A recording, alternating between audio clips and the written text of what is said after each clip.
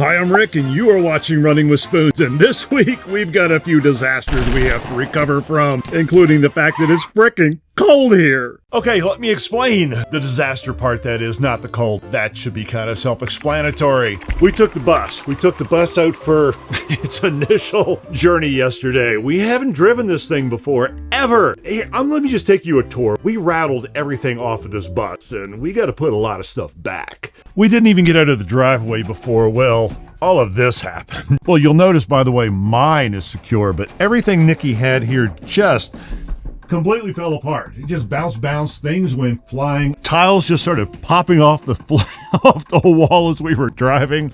You know, this is all, everything just became loose. Everything, I didn't have any idea how much a bus could rattle. So we're gonna spend today, we're gonna go through and see what came loose, what worked, what needs to be fixed, because we have a week and a half before we gotta take this thing out for real. Oh yeah, and by the way, we're gonna learn how to drive it too, because yesterday's driving really didn't go well. And I'll tell you about the diesel spill later.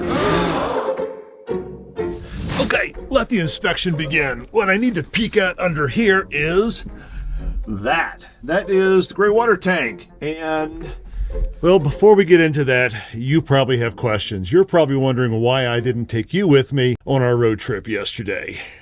Let me explain. Now, I wanted to take you with me. I actually started filming, but then we kind of realized there's a safety issue. I had put exactly 23 feet on this bus before we took off yesterday. I didn't know how to hold a camera, film myself, and learn to drive all at the same time. So what we did, we went up to IKEA. Hour and a half up, hour and a half back. And I really kind of do wish I had taken you with me, because it did not start off very smoothly. It didn't start off smoothly at all. Starting with the saga of the diesel. Now, see this thing here? This is where you put the diesel fuel in. Pretty easy, right? You probably pump gas in your vehicle, oh, I don't know, 4 million times. You simply put the nozzle in, you click start, and you pump gas. Well, did you know that sometimes the nozzles pop out? Did you sometimes know that, well, geysers come out of the nozzle and coat you and the bus completely in diesel fuel? I probably spent a good 20 bucks just putting a little perfume essence on me. It was a mess. I didn't know what to do. I ran over to the pump and I turned the pump off, but at that time, everything was covered. Now, lucky me, we have a shower up here. I managed to get myself pretty darn wet, at least get all the diesel mostly off of me so that it wouldn't catch on fire and kill me. But for the whole rest of the day, the entire time I'm wandering around IKEA, guess who smelled like a petroleum factory? So yeah, it was not without its hazards. But like I say, it was a day of safety.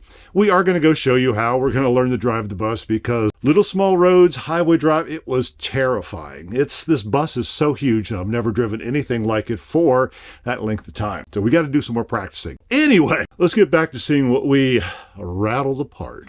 Okay, while we're inspecting under here, I want to show you what we have, because I realized I never made a video of this fine thing. This is our gray water tank. It's a 42-gallon plastic tank. It's got a drain line, lines from the sink. There's a line back there. You probably can't see it from the bathroom. And it holds all of our wastewater, wastewater from the sink and from us. And by that, did you see the video about how I'm so gonna hurt myself doing this. Did you see the video on how you pee and poo in a school bus? Well, you can't pee and poo in the same place. The pee has to go somewhere else. It goes into the gray water tank. Now, supposedly, urine is sterile and we can just dump it wherever we want, within reason. But I was kind of worried that this whole thing was going to come, well, seriously apart. But it held up, which is a surprise, because I'm the guy that put it in. Let me go see what the rest of the stuff that this guy who put it in. Let's see if, I don't know, there's going to be something wrong somewhere. I can feel it.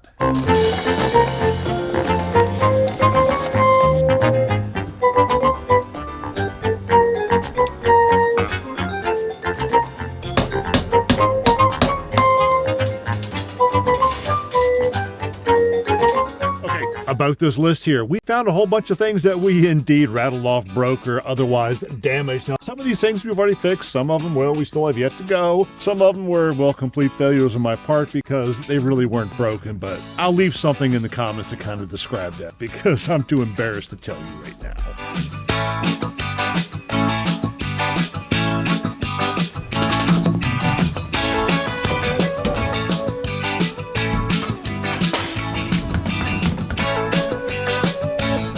I also managed to break our little mascot, snapped his arms completely off. Good thing he's got 7 others.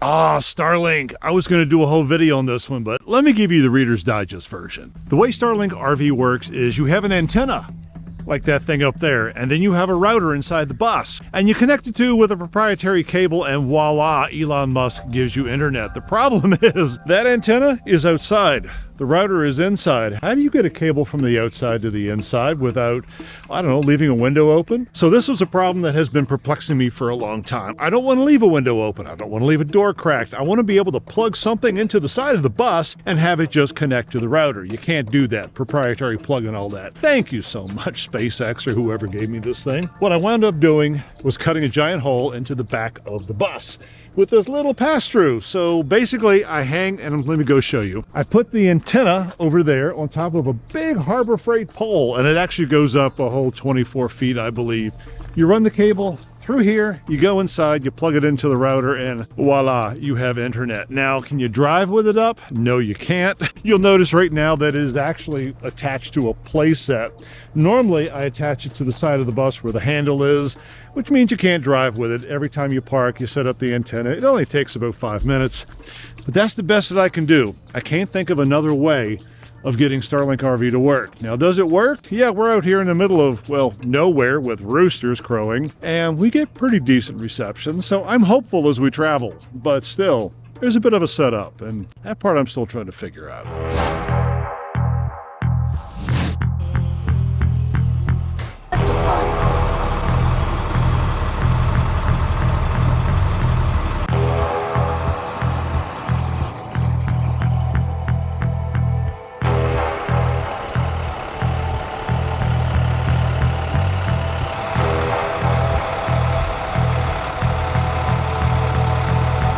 It is really, really hard to drive one of these things. She's doing pretty good. Oh, whoa, whoa, whoa, whoa, whoa, whoa, whoa, whoa, whoa, whoa, whoa, whoa, whoa, whoa. Hang on, hey.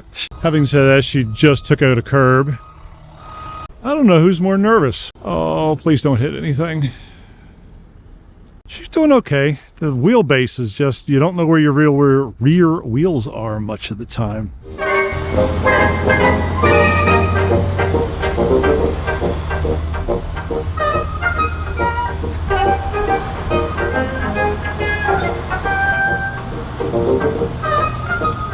Here's a fun fact you don't know about me. I used to be an EMT, and more importantly, I used to drive an ambulance. I want to see if I can still do with it what I can maybe not do with. Let's see if I can do this.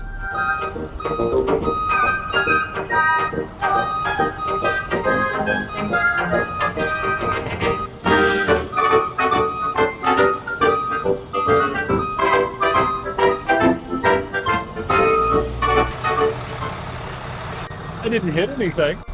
Yeah, that's a good thing. Not hitting things are good. I used to be able to, in fact, let me open this up for her. To get your certificate for driving an ambulance, you had to go through cones to do that, and then you had to do it with a fire truck. So, more practice needed.